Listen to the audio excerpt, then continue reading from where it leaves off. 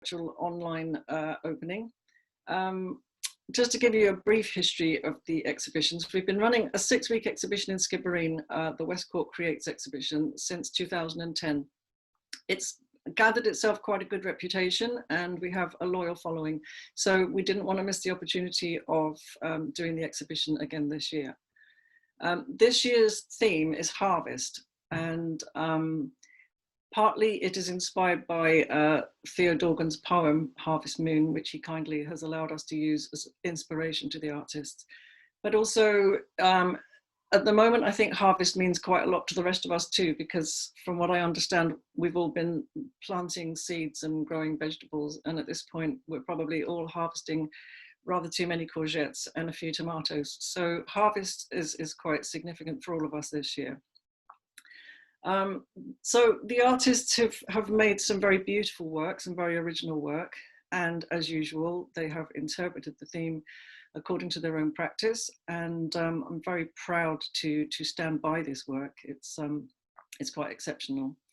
And you will be able to see it today in the gallery and in the 3D exhibition online on the West Cork Creates website. At this stage, I'd like to give a huge thanks to the artists because, you know, it's been really difficult. It was quite late by the time we decided to go ahead with this project, and they have produced some stunning work. And so thank you very much. We wouldn't have an exhibition if it wasn't for the fact that, you know, you've produced this gorgeous work. So thank you very much to all of the artists. Plus, they've all been very professional and very responsive to my emails. They took their own photographs. You know, they've done a lot more than they normally would for an exhibition. So yeah, I'm very proud of them. Thank you. I'd also like to thank the West Cork Creates Committee. As you can imagine, a lot of work has gone into this, and the committee has been brilliant and supportive as usual.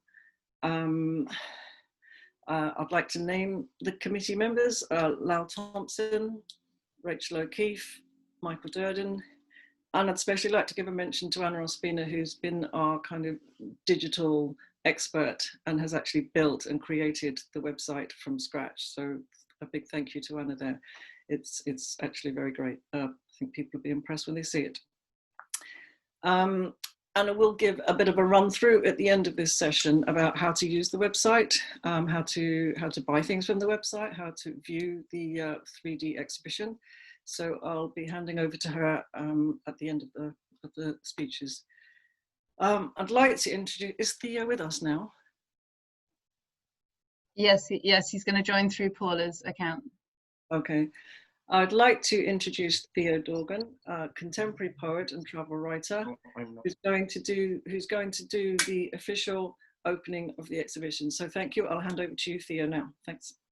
Alison, thank you very much. And what a beautiful day it is in Dublin. I can only dream of what it must be like in West Cork today. Like you, I'd like to pay my respects and thanks to Lal Thompson, Rachel O'Keefe, Michael Durden, and particularly Anna, for reasons I'll go into later.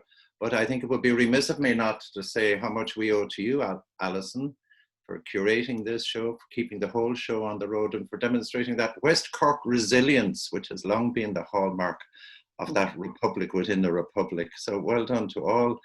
It's marvelous. It's also a marvelous thing that it's an open exhibition, that it's an open call. It's that openness, that willingness to embrace the new and the unexpected that has always characterized West Cork. I'm very honored, I have to say this, that you chose your theme this year from a poem of mine, albeit it was a poem written on a very sad occasion, and it was written almost in the afterwash of the death of the late great Seamus Heaney. Seamus was always a great man for harvest, I should say. When he won the Nobel, they spoke to him about erecting a monument to him, a statue or whatever, and he said no. He wanted it to go into a creative zone. In fact, he used a lot of the money to fund the Ireland Professor of Poetry position. And his rationale was very simple. He said, when you have a good harvest, you must share it with the neighbors.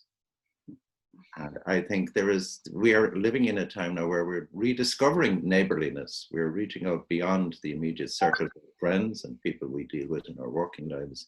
And we are discovering the civic virtue and the soul lifting virtues of neighborliness. And I know of no place on island, no place on this planet which is more neighbourly than West Cork. Once you cross that definite but ill-defined boundary into West Cork, you know that every door in some sense or another is open to you. And the work, the range of work in this exhibition reflects all that. I'm semi-obliged to read you the poem that prompted this year's title. It's called Harvest Moon. I dreamed, and dreaming thought myself awake. I'd gone to the old place we sometimes reach in sleep. The moon rode out imperious and cold, dragging dark airs behind her in her train. One hand on her hip, reins gathered to the pommel, her eyes twin voids of fathomless glinting night. Torque of bare bone, scimitar, flesher's blade. Across the plain the city slept, gone quiet, the fires doused, the watchmen half awake. The good man lay in his room, propped on high pillows, his mind moving on love, the surgeon's knife, a soft disquiet inside the palisade. It was the wind woke me, branch tapping glass. I rose, batting the dream away, that slack entanglement. Night was near done. A crescent moon rode low in a black sky of stars, landing lights winking in low to the north of Howth Head. Summer was over. No more sleeping under an open window. The wind ruffled the grasses, swayed in the hedge. A light came on across the way. I thought, that can't be good. News that comes in the dark, sparking the neural networks of the world. I dozed and woke again to an urgent knock, to this. An electric gale sweeping the island north to south. So many lifted into a sudden storm of grief, swept up, borne on, out into the pitiless shock of day. And how deep that grief was and how that shock ran through the whole country. But the poems endure. And this is the lesson I think Seamus would like us to learn. Just as this work we are celebrating today will endure. Each single piece has the thumbprint, the potter's thumbprint of the creator in it. And it will be passed on from hand to hand, from generation to generation. And the message it will carry is that we live by and in the imagination. We live by and with and for each other. Because when an artist lets a piece of work go, they don't know where it will end up, any more than I could have expected that this poem would end up prompting the theme of this year's exhibition. You send your work out into the world and you do not know where it will end up, but what you can be certain of is that it will carry a message always. Everything that you felt and thought, the very touch of your hand will be transmitted generation to generation to generation. And that's why it's important that nothing is left behind in this exhibition. That each piece of work finds a new home, because finding that new home is the next step in a chain of transmission. In a sense, the work will bring you joy and constant prompting of that, the living power of the imagination. You're assuming a responsibility. You're making a gesture of grace towards the artist. You're gracing your own home. You are gracing all those who visit your home and see the work, but you're also gracing the unborn generations with a gift that will be passed on and on and on. It's far too simple to say that people should buy art to support the artists. It's a much more complex transaction than that. It's not like buying an electric kettle or a new farm gate. It's much more important than that. It is to participate in the process. We don't own works of art, we care for them, we curate them, we mind them, and we hand them on. And that is the opportunity that everybody now has through this glorious virtual gallery. I am so taken with Anna's virtual gallery. It is a remarkable experience in itself. I've walked those rooms, I don't know how many times since I first got the link. It's a kind of magic, you know, distance visiting. If they told us when we were children that we could distance visit while staying in our own homes, we'd have said, yeah. Just ease up on the tablets there, John. You know? But yet it is a kind of magic, and Anna has carried it up so beautifully. I need hardly say that it is also a marketplace. But then the marketplace, the agora of Athens, is where philosophy was born. It's where the roots of our European civilization were born, in the marketplace. We should never shy from the marketplace. I want to give a particular greeting to two of the participants in this exhibition, to the invited artist, Mark Zamani, who in a very ecumenical gesture is from outside County Cork. I think that would be what Ted would call an ecumenical gesture. But also young Lucas Scannell, participating for the first time at the age of 17. And what a thought that is, that you're there at the beginning of a craftsman's career, the beginning of their life in making work.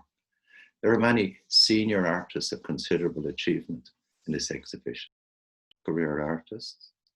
And there are artists just taking those first tentative steps of commitment to, not to a career, but to a life in and with and by art. And they all deserve our salutations. So, the harvest is in.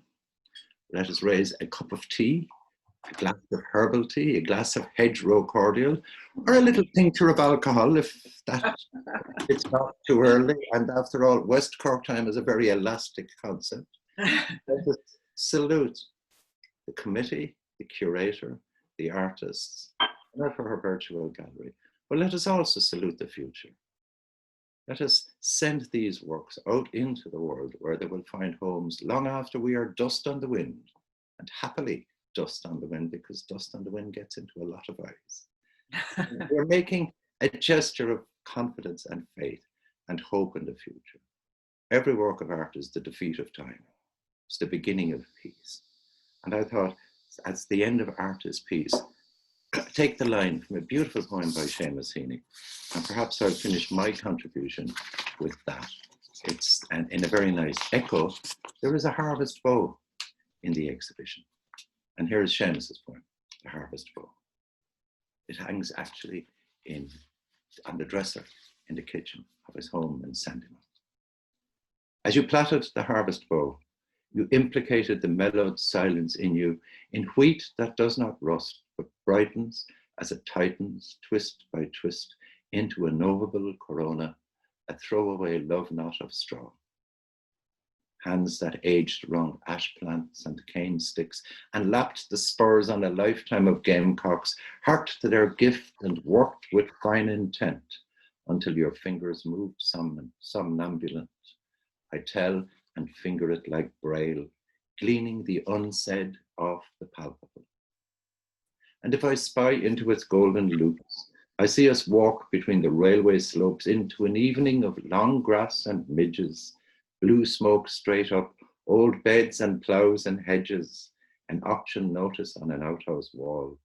You with a harvest bow in your lapel, me with the fishing rod, already homesick for the big lift of these evenings, as your stick, whacking the tips off weeds and bushes, beats out of time and beats, but flushes nothing.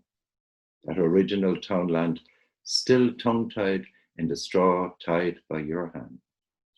The end of art is peace, could be the motto of this frail device that I have pinned up on our deal dresser, like a drawn snare, slipped lately by the spirit of the corn, yet burnished by its passage, and still warm. My hope is that every work in this exhibition will be burnished by its passage, on into the unknowable future, hand to hand, an unbroken chain of celebration. Thank you to all of the artists for brightening our lives, for enriching us, for reminding us of how fully we can be human. Thank you. Thank you. Thank you, Theo. That was beautiful. Could have listened to you for at least another hour. Well, you could not. Thank you. I'd like to introduce Anna now, who has built and created the website and is now going to just give you a brief tour of how to use it and just a bit of a look around. Okay, Anna? Yeah, that's great. Thank you. Thanks to you and Theo for your wonderful words of introduction. I'm just going to share my screen so that I can show you around a little bit around the website. So some of you might have already had a sneak peek. It's been online for an hour or two now. So this is our homepage. So it's www.westcorkcreates.com. The website is divided into these different sections, the main parts of which are the gallery, which is kind of our our sales point for the artworks in the exhibition. We've got the shop, which is more of a kind of repository for prints and greeting cards and calendars. And then we've got the virtual exhibition, which I'll show you in a few minutes. So if you'd like to find out about the artists who are participating in the show, you can find information about them, their biographies. Here's our invited artist, Marcus Omani, and all of the artists who are participating appear down here in this grid, and you can click on any one of them and read about their practice and find their contact details.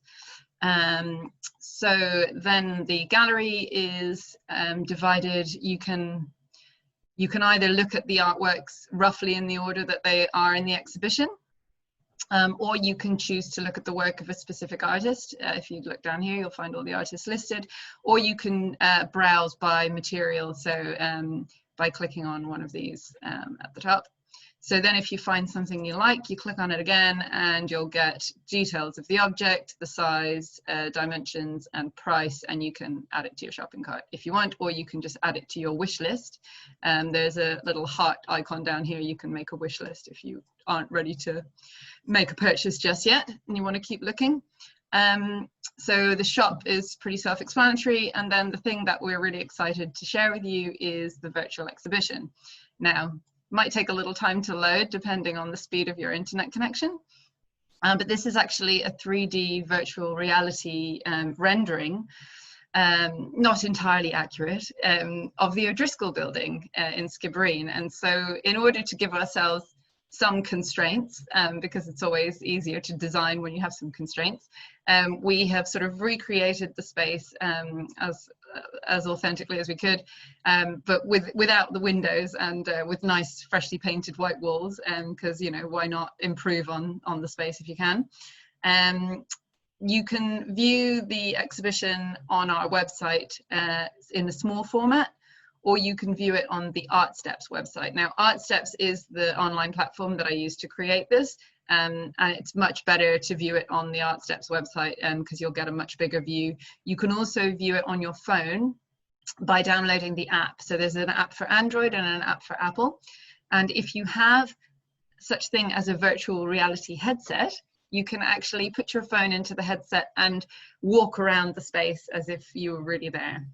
So I haven't actually tried it yet, but apparently you can do this. As you can see, it's taking a little while to load, of course. It would be, it's predictable that it wouldn't work when I'm trying to show everybody on Zoom, but hopefully it will load now on the website in a second, and I'll be able to just show you a quick preview. Maybe while that's loading, I'll just go back to our website and just briefly tell you that there's a page here which just talks a little bit about delivery and returns. So it just talks you through, you know, what happens when you order, when you buy an artwork from us, and how we'll make sure that things are sent to you in a safe and insured condition. And so, yeah, that's obviously not going to work. And just one or two other things I wanted to say were, we have a mailing list. So if you're not already signed up, we would love you to sign up to our mailing list. We don't send out a lot of emails, but the ones we do send out are very interesting and important, of course. Particularly if you're an artist and you're interested in participating next year, we will from now on be sending out our communications through this mailing list. So please do make sure you're signed up. And also, if you're a customer and you're interested in finding out about next year's exhibition and anything that happens with this year's exhibition, definitely sign up. We're also on social media, on Facebook and Instagram. So if you're not already following us on those two platforms, please do. Okay, is it going to work? No, it's clearly not going to work. That's really annoying because of course it's been working every other time until now, but never mind. You'll just have to look at that yourselves in your own time. And I promise you it does work and it's very impressive. But yeah, technology is a fickle beast. So I think that's pretty much everything I was going to say.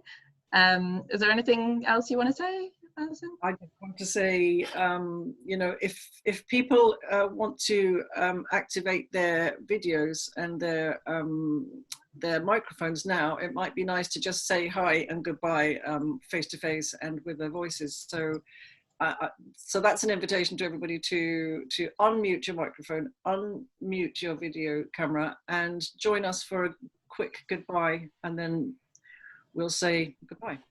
Okay. Okay, so I've just unmuted everyone, so beware if you've got a noisy background going on. I've just unmuted you. So let's just count to 3, and on the count of 3, everybody say goodbye. Okay. 1, 2, 3. Goodbye. Bye. Thanks for coming. Let's say goodbye. Unmuted We can hear you, Sonia. to Zoom. Thanks for coming, everybody. And enjoy the rest of your day. Thank you all.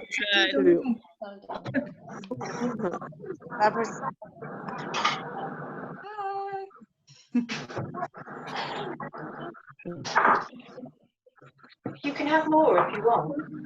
Greenery? Yeah. That's fine. Okay, I think we'll leave it there then. Bye, everyone. Thanks. Bye. Bye.